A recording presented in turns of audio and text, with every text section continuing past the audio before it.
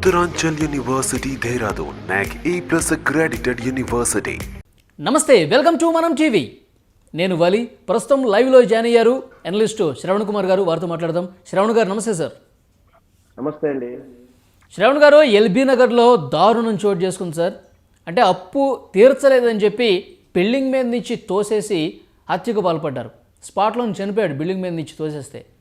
అంటే డబ్బు ఇవ్వలేదని చెప్పి ఇట్లా చిత్రహింసలకు గురి చేసి గతంలో కూడా చాలాసార్లు ఇంటికి వచ్చి కొట్టారంట. వాళ్ళ భార్య చాలా ఆవేదనగా చెప్తుంది. మీకు కూడా తెలిసే ఉంటుంది ఈ విషయం. ఎలా చూడాలి సార్? అంటే తీసుకున్న డబ్బు ఇవ్వలేదని చెప్పి ఇలా చంపేస్తారా? హైదరాబాద్లో ఈ విధంగా ఫైనాన్స్ అనేది చేస్తూ వడ్డీలకు ఇస్తూ పేదవాళ్ళని దోచుకునే వ్యవస్థ చాలా బలంగా నాటుకపోయి ఉంది. ఖచ్చితంగా దినసరి వ్యాపారం చేసేటువంటి అంటే స్ట్రీట్ వెండర్స్గా మనం చెప్పొచ్చు. ఏదో ఒక రకంగా చిన్న చిన్న వ్యాపారం చేసుకుంటూ పండ్లు కొనుక్కొని అమ్మడాలు కానీ, చిన్నగా 4 వస్తువులు పెట్టుకుని అమ్ముకోవడం కానీ, కూరగాయలు అమ్మేవాళ్ళు కానీ, లేదా ఇతరతో చిన్న వ్యాపారం చేసేవాళ్ళు కానీ, ఆటో నడుపుకునే వాళ్ళు కానీ, ఇట్లాంటి వాళ్ళందరూ కూడా ఆ డైలీ ఫైనాన్స్ లేకుండా ఉండేవాళ్ళు కానీ ఎవరూ లేరండి. 100% అందరూ కూడా అప్పుల్లో కూరుకుపోయి రుణగ్రస్తులుగా ఉన్న వాళ్ళు అందరూ కూడా కానీ ఎవరు కూడా ఆదాయాన్ని ప్లస్లో ఉండేటువంటి వాళ్ళు ఎవరూ కాదు. ఒకసారి అప్పులు లూబిలోకి ఇరుక్కున్న తర్వాత ఖచ్చితంగా అప్పులు చేయాల్సిన తప్పని గత్యంతరమైన పరిస్థితి ఉంటుంది వాళ్ళలో. తప్పని పరిస్థితుల్లో మొదట చిన్న చిన్న వడ్డీకి అంటే రూపాయికి 100కు రూపాయి వడ్డీనో పావలా వడ్డీనో ఇట్లా తీసుకుంటారు. అవి తీర్చుకోలేనప్పుడు క్రమేపీ 1 రూపాయి నుంచి 2 రూపాయలు, 3 రూపాయలు, 5 రూపాయలు, 10 రూపాయల వడ్డీకి కూడా తీసుకోవాల్సినటువంటి పరిస్థితి. వాళ్ళు ఖచ్చితంగా మళ్ళీ రోజు తీసుకున్న రోజు నుంచి 100 రోజుల్లో తిరిగి పే చేయాలని ఒక పాలసీ ఉంటుంది. డైలీ అంటే ఎదుటి వాళ్ళే అవసరాన్ని వాళ్ళు ఇంకా క్యాష్ చేసుకుని వీళ్ళకి ఎలాగో డబ్బు అవసరం కాబట్టి మనం ఇస్తాం కాబట్టి ముందుగా అధిక వడ్డీలు ఇచ్చి చూపించి వాళ్ళు ఎలాగూ కట్టలేరని తెలుసుకున్న తర్వాత ఈ రకంగా వికృత చేష్టలకు పాల్పడుతున్నారని భావించాలా? ఖచ్చితంగా వికృతమైన చర్యలు చేస్తున్నారు. ఇది క్రిమినల్ లా వర్తిస్తుంది, మనీ చట్టాలు, మనీ ట్రాన్సాక్షన్ చట్టాలు వర్తిస్తుంది. తర్వాత హ్యూమన్ క్రిమినల్ క్రైమ్స్ కూడా వర్తింపజేయచ్చు వీళ్ళ మీద. ఎందుకంటే chit and interesting company act ప్రకారం అంత పెద్ద అమౌంట్ ఎంత పెద్ద ఇంట్రెస్ట్ ఇవ్వడానికి చట్టం ఒప్పుకోదు. ప్లస్ రోజువారీ వసూళ్ళకు అసలే ఒప్పుకోదు. చట్టంలో లేదు, ఆ సిస్టమే లేదు. ఉదాహరణకు 10,000 ఇంట్రెస్ట్ తీసుకుంటున్నప్పుడు వాళ్ళు ఇచ్చేది 9,000 రూపాయలు మాత్రమే. 1,000 రూపాయలు అడ్వాన్స్గా ఇంట్రెస్ట్ ఆల్రెడీ కట్ చేసుకుంటారు. ఈ విధంగా రోజుకు వాళ్ళు 100 రూపాయలు కట్టుకుంటూ వెళ్లాల్సి ఉంటుంది. అంటే ఒకవేళ కట్టలేకపోతే మళ్ళీ వడ్డీలు వేస్తారు. ఇవన్నీ ఒక అయితే తిరిగి వసూలు చేసేటువంటి క్రమంలో దారుణమైనటువంటి పద్ధతులు అవలంబిస్తున్నారు. ఇవన్నీ చేస్తున్నా కూడా ప్రభుత్వం కానీ పోలీసులు కానీ నిమ్మకు నీరెత్తినట్టుకున్నారు. ఈ రాష్ట్రంలో రోజు రోజుకు ఇప్పుడున్న పరిస్థితుల్లో ఈ క్రైమ్ రేట్ పెరుగుతా ఉంది. మళ్ళీ అంటే ఈ వడ్డీల వాళ్ళు ఇచ్చే వాళ్ళు కానీ ఈ ఫైనాన్స్ ఆటోలు నడవకపోవడం విధానాన్ని విషయం. శ్రవణ్ గారు, గతంలో కూడా మనం కొన్ని వార్తలు చూసాం, కొన్ని కథనాలు చూసాం. కాల్మనీ వ్యవహారం, కాల్మనీ రాకెట్ వ్యవహారం ఎంత దుమారం రేపిందో మనం చూసాం గత కొన్నాళ్ళ క్రితం. అంటే ఇంట్లో ఉన్న ఆడవాళ్ళను కూడా తీవ్రంగా ఇబ్బందులకు గురి చేయడం, మానసిక వేధింపులకు గురి చేయడం, ఇవన్నీ చూసాం సార్. అలాంటిదేనా ఇది కూడా? కాల్మనీలో వ్యవహారం ఏంటంటే ఆ ఇంటి లేడీస్ని అంటే డబ్బులు తీసుకున్న వాళ్ళు కావచ్చు, ఇంటికి తీసుకున్న వ్యక్తి యొక్క చెందినటువంటి స్త్రీలను వ్యభిచార కూపంలోకి దుర్వినియోగం చేయడానికో వాళ్ళ మీద అఘాయిత్యం చేయడం అనేది కాల్మనీ కేసులో వ్యవహరిస్తున్న తీరు. అది వేరు. ఇక్కడ మాత్రం వడ్డీ వసూలు చేయడానికి ప్రయత్నం చేసినటువంటి రౌడీయిజము, గుండాయిజమే కనిపిస్తుంది. దీంట్లో స్త్రీ మీద ఎట్లాంటి అఘాయిత్యం చేసినట్టుగా లేదు. అంటే ఎన్నడూ దాడి చేస్తున్నప్పుడు వసూలు చేసే ప్రయత్నం ఉంది. కాలుమనీ రాకెట్ అయితే కాకపోవచ్చు. అయినా సరే వీళ్ళేం కాలుమనీకి వ్యవహరించలేదని అనుకోలేదు. ఎందుకంటే వీళ్ళని ఇంట్రాగేట్ చేసి అరెస్ట్ చేస్తే అన్ని వివరాలు వెలుగులోకి వస్తాయి. పాపం నిన్న జరిగిన సంఘటన చూస్తే, ఈరోజు ఉదయం జరిగిన సంఘటన చూస్తే వాళ్ళు కోట్లాది రూపాయలు అప్పులు తీసుకున్న వాళ్ళు కాదండి, లక్షలాది రూపాయలు తీసుకున్న వాళ్ళు కాదండి. కేవలం మనకున్న సమాచారం మనకు 10,000, 12,000, 15,000 రూపాయలు మాత్రమే తీసుకున్నట్టుగా తెలుస్తుంది. అంత కూడా ఉండకపోవచ్చు బహుశా నాకున్న సమాచారం ప్రకారం. అంటే 1,000 రూపాయల అప్పుకే మనిషి ప్రాణాలు తీసేటువంటి దౌర్జన్యానికి, గుండాయిజానికి 10,000 రూపాయలకు ప్రాణం తీశారంటే ఏమనుకోవాలి? అది కూడా దారుణంగా నిన్నంతా ఉదయం తీసుకెళ్లి రాత్రంతా తీసుకుని ఉదయం అంతా బాగా హింసించి మళ్ళీ పంపించేసి మళ్ళీ వచ్చి కక్ష తీరక వాళ్ళలో ఆ పశుత్వం రాక్షసత్వం చచ్చిపోక మళ్ళీ వచ్చి దాడి చేశారంటే నిజంగా వాళ్ళు మనుషులు కాదు, రాక్షసులుగా చూడాల్సింది. ఖచ్చితంగా అలాంటి వాళ్ళు ఏ డ్రగ్స్ లాంటిదో వాడుతుండవచ్చు, లేకపోతే అంత తెగింపు కానీ వాళ్ళ ఆలోచన విధానంలో అని మూడో అంతస్తు నుంచి కింద పడేశారండి సార్. అంటే అంత దారుణంగా ఉన్నారంటే వాళ్ళు డ్రగ్స్ అడిక్ట్ అయి ఉండొచ్చు. ఖచ్చితంగా ఆ కోణంలో కూడా వాళ్ళని ఇంట్రాగేట్ చేస్తే అంటే గతంలో కూడా వారి భార్య ఒకసారి ఇట్లా వేధింపులు గురి చేస్తున్నారని కంప్లైంట్ ఇచ్చారంట.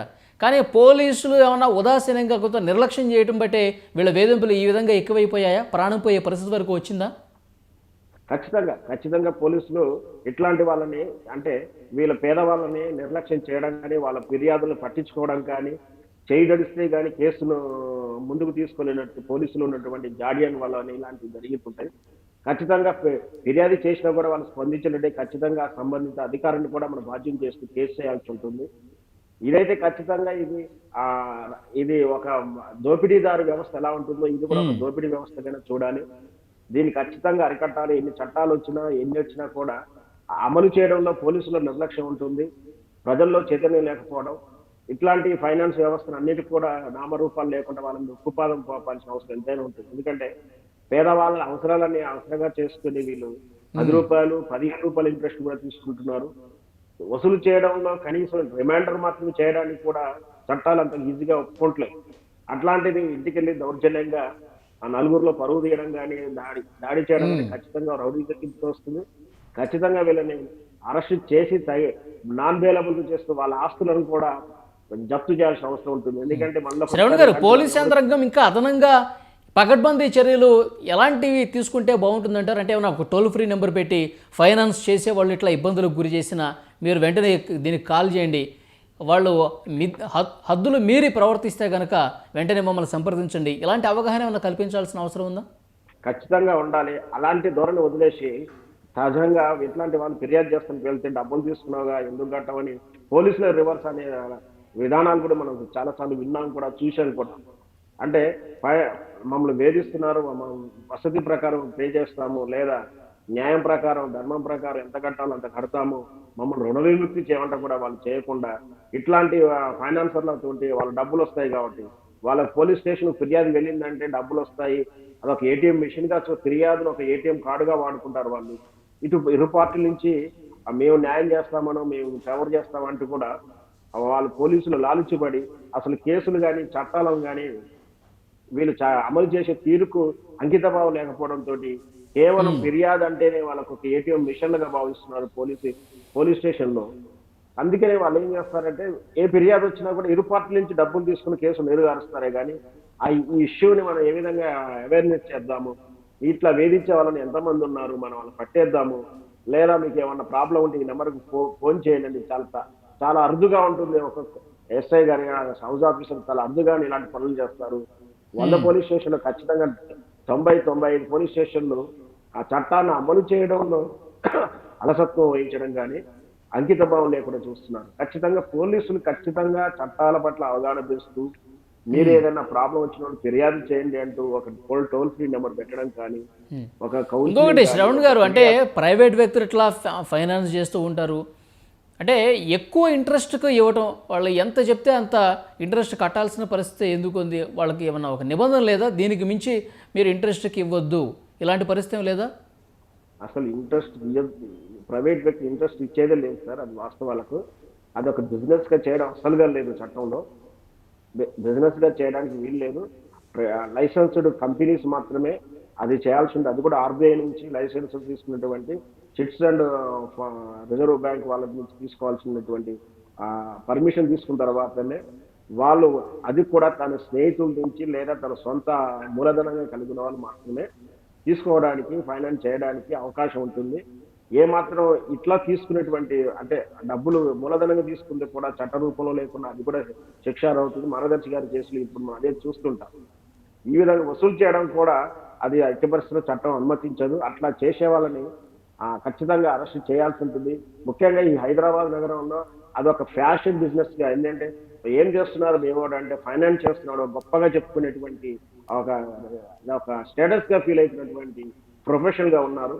ఖచ్చితంగా వాళ్ళు పేద ప్రజల రక్తాన్ని పీల్చి తీసుకుంటున్నట్టు వృత్తిలో ఉన్నారని మాత్రం వాళ్ళు గ్రహించాలి.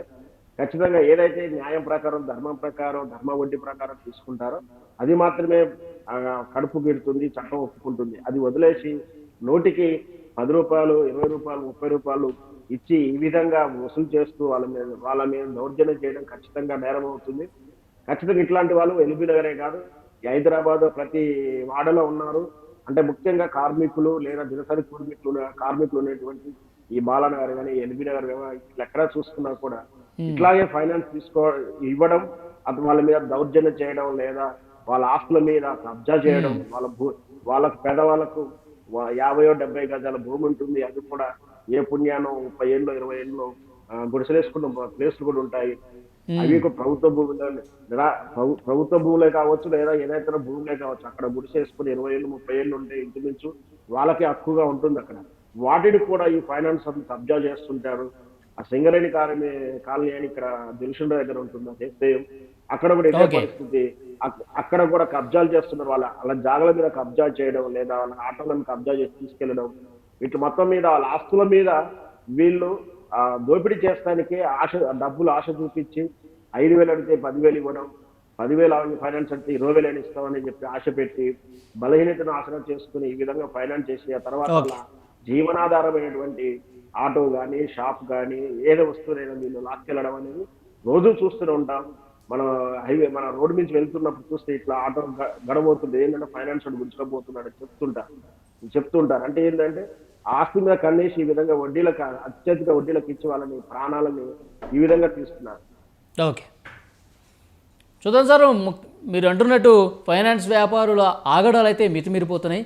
పోలీస్ శాఖ దీని మీద మరింత అప్రమత్తంగా ఉండి ఇట్లా బాధలు పడే వాళ్ళ నుంచి రక్షించాల్సినటువంటి అవసరం కనిపిస్తుంది. చూద్దాం sir. Thank you very much Shravan గారు. Thank you sir.